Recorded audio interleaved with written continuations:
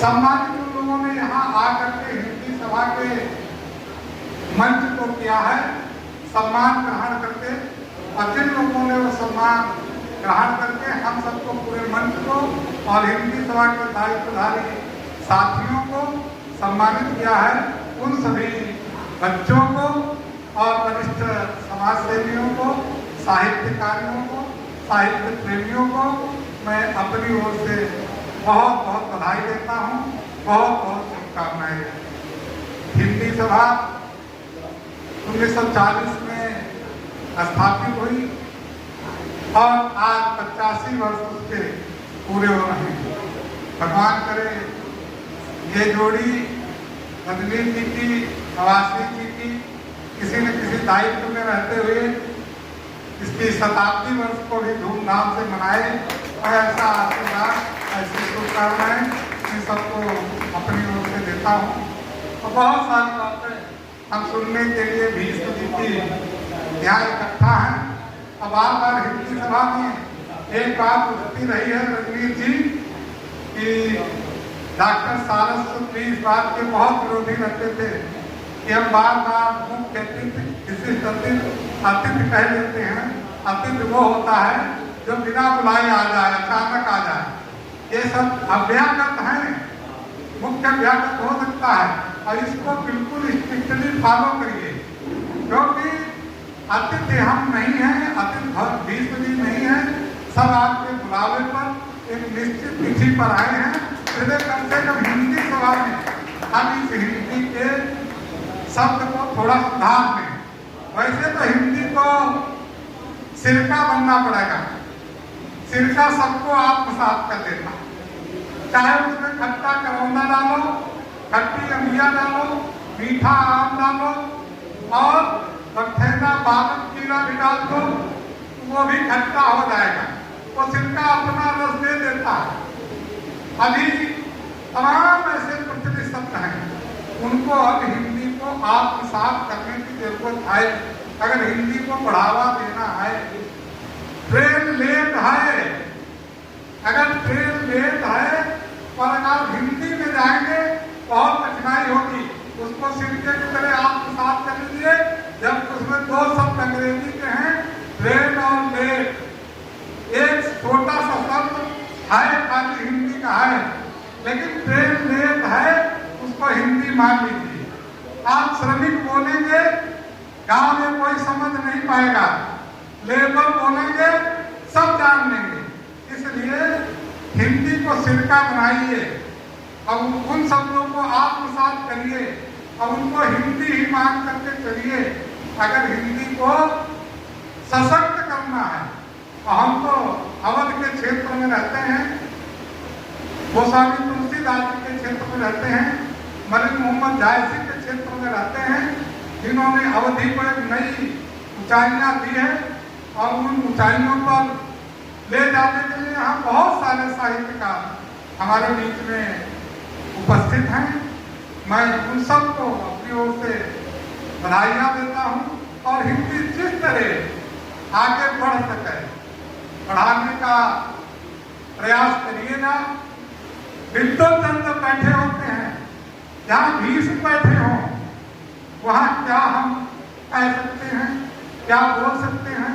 अवधेश जैसे व्यक्ति बैठे हैं, वहाँ गलत का क्या बोलेगा सोचिए। तो क्या है, गोस्वामी तुलसीदास जी ने लिखा, जब बालक में तोतर बाता, उनके धोन सभी माता। तो ऐसे मान लीजिए, जो कुछ हमने कह दिया वही तोतरी बात मान करके, और उसको अन्यथा न लीजिएगा। कोई लंबी चौड़ी बात करने का अवसर भी नहीं है। समय की बाध्यता को देखते हुए मैं मंच से लेकर के आप सबको पुनः प्रणाम निवेदित करते हुए, माँ वीणा पाठ को प्रणाम निवेदित करते हुए अपनी वाणी को विराम देता हूँ। सभी मुख्य अभ्यागतों को सादर प्रणाम श्री चरणों में। और दादा ने अभी हिंदी की बात कही तो मुझे एक वाकया याद आ गया। एक सज्जन एक दुकान पर गए और बोले, मेरी द्विचक्र वाहिनी के अग्रिम चक्र में किंचित हवा ठूसने का यत्न करें। तो दुकानदार ने कहा, अगर भीख मांगनी नहीं दूसरी जगह चले जाओ।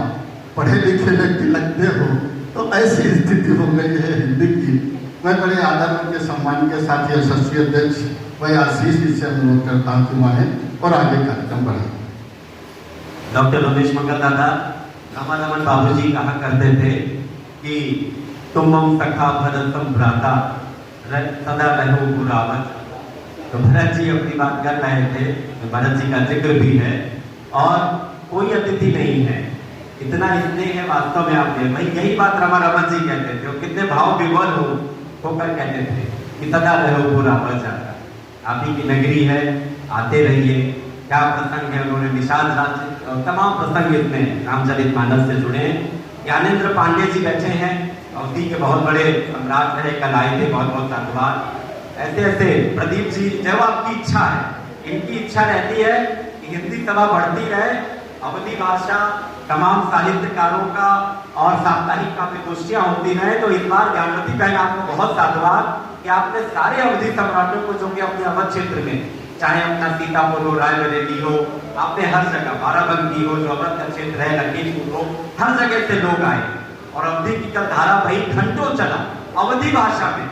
अवधि भाषा में कल यहाँ पर कवि सम्मेलन हुआ, खड़ी बोली नहीं बोली गई। ये महेंद्र विश्व जी बड़ी बात थी। और अब मैं चाहूंगा, परंपरा बहुत बड़ी है और 51 साहित्यकारों का इस बार सम्मान हम लोगों ने यहाँ पर किया है और उसमें से 11 साहित्यकारों को हमारे अकेले प्रदीप मल्होत्रा जी ने व्यवस्था उनकी की। मैं चाहूंगा इस श्रृंखला को बढ़ाएं और अमरनाथ मल्होत्रा आंदू बाबू का स्मृति सम्मान उन्हीं की तरह, उनको चिंता रहती थी जब हमारे पिताजी वहां पर ओलंपिक कॉलेज में थे, शायद उस समय वो मैनेजर थे, पिताजी प्रधानाचार्य रमाप्रसाद में जाके हमेशा बैठते थे कि कैसे विद्यालय चले, हिंदी सभा कैसे चले, पुस्तकालय चले, तन मन धन से मदद करना, समय देना। ऐसे ही समर्पण उदय प्रताप त्रिवेदी, मतलब अपने शरीर का ये सर्वस्व निकाल देते हैं। रात के 12 बजे तक रहते हैं, सुबह 7 बजे आके पुस्तकालय खोलते हैं, वाचनालय खोलते हैं, पढ़ाते हैं। अब 2-2 घंटा खुलता है पुस्तकालय, तमाम मेंबर्स पढ़ गए हैं। तो उदय प्रताप त्रिवेदी दादा को अम्बू बाबू की स्मृति में हमने इस बार अमरनाथ मल्होत्रा स्मृति सम्मान दिया गया। मैं चाहूंगा कि अंगवस्त्र पहना करके ऊपर ले आए प्रदीप जी, स्वयं इस कार्य को महेंद्र विश्व जी के हाथों कराएं। बहुत मेहनत की है इन्होंने इस आयोजन को सफल करने में। उदय दादा ही हम लोगों के प्रतिनिधि बनकर आपको बुलाने गए थे और बोले भाई हम दोनों लोगों को बुलाएंगे कि भरत जी भी आए और साधना जी भी आए। तो साधना जी को आप शाम के सत्र में हमारी भाभी माँ को भेजिए। हाँ, कुछ अस्वस्थ है, आ जाइए भाई उदय दादा, बीच में आ जाइए। बहुत मेहनत की आपने, अभी भी सारे सर्टिफिकेट बना रहे हैं। बहुत अच्छे साहित्यकार, रंगकर्मी, कथाकार, बहुत मतलब वास्तव में प्रतिभा संपन्न व्यक्तित्व है। भाई नाम लिखा हुआ है, हाँ, ये पुरस्कार में अम्बू बाबू नाम लिखा हुआ है, अमरनाथ मल्होत्रा स्मृति सम्मान। हाँ, अमरनाथ मल्होत्रा जी, कहाँ प्रदीप जी? प्रदीप जी, अमरनाथ मल्होत्रा स्मृति सम्मान में कहाँ? प्रदीप जी ऐसे सर आ जाइए, फोटो आ जाए आपकी। रजनी जी, आप हम लोगों का प्रतिनिधित्व करते हुए पूरी कार्यकारिणी का, रजनी जी को एक साथ में ले लीजिए। इधर अनिल उपाध्याय जी के पड़ोस में आ जाइए, इधर बात पाए एक फोटो हो जाए, ज्ञानवती जी के साथ खड़े हो जाइए। अमरनाथ मल्होत्रा आपको स्मृति सम्मान, विशंबरनाथ मल्होत्रा स्मृति सम्मान गुरुशरण त्रिपाठी जी को दिया गया है। 2 पुस्तकें उन्होंने लिखी हैं, वो शायद अभी कहीं गए हैं, आ जाएंगे तो उनको सम्मान मिलेगा। इसके पूर्व कई साहित्य सम्मान मिल चुके हैं। मैं चाहूंगा चंद्र प्रकाश मिश्र जी हमारे बीच में आ जाएं।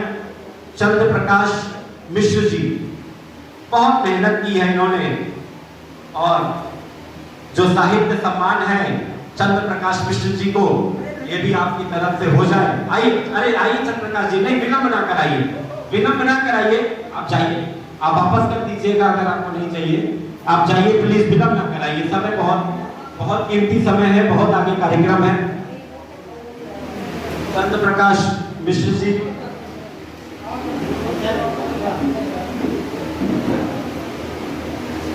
राम प्रकाश पांडे जी का सम्मान हो चुका है। गीता श्रीवास्तव का सम्मान होना है।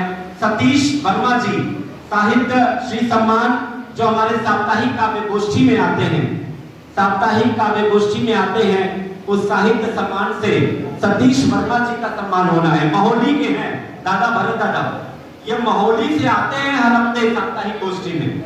साप्ताहिक गोष्ठी में और इस उम्र में इन्होंने इस उम्र में कितना साहित्य का कार्य कर रहे हैं। ये सब ये लोगों को बढ़ाने का काम प्रदीप मेहरोत्रा जी, ये इनका था कि हम 3 कहे थे पर आपने 3 से ज्यादा लोगों के शायद आपने अपने आप में हमें उसमें और नाम बढ़ाने पड़े।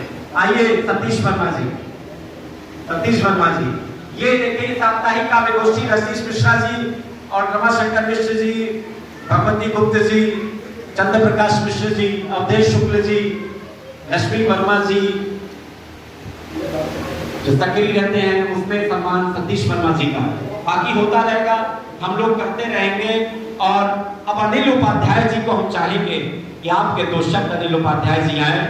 ये ज्योतिष विधा के भी पारंगत व्यक्तित्व हैं, साहित्य के भी पारंगत व्यक्तित्व हैं, साहित्य प्रेमी हैं। महेंद्र विश्व जी के साथ पधारे हैं। माल्यार्पण करके स्वागत अनिल उपाध्याय जी का कर दीजिए। और अनिल उपाध्याय जी का आज आप लखनऊ से यहाँ पधारे, कृपया आपके वक्तव्य से हम लोग